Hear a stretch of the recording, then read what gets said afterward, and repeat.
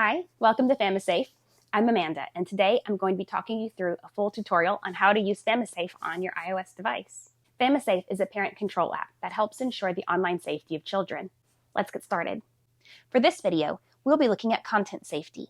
This includes the Inappropriate Pictures feature and the YouTube app control. Inappropriate Pictures. The Inappropriate Pictures feature notifies parents when photos in their child's device contain adult content.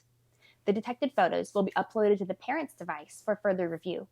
You'll get a notification like this. Now let me show you how to use it. Tap Features, then tap Inappropriate Pictures. Under Detection, you will see a record of any images found. See, it says potential danger detected, so let's look through her photos.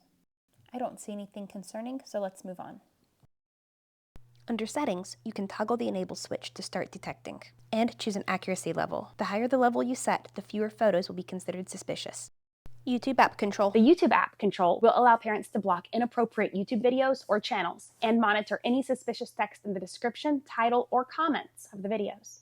This applies to videos watched, posted, or commented on by your child. Here's how to use it. Choose Features, then YouTube Content Detection. Under Connecting, click Enable to connect your child's YouTube account. Under Settings, you can manage the suspicious words library. There are more than 10 categories of suspicious text. Tap Edit to delete or add a word to a category. Then click Save. By toggling the switch beside the category, you can enable or disable the category. I hope this tutorial has been helpful in showing you how to use the FamiSafe app on your iOS device. If you have any questions or require further assistance, please do not hesitate to contact the FamiSafe support team. Don't forget to subscribe to FamiSafe, and we'll see you next time.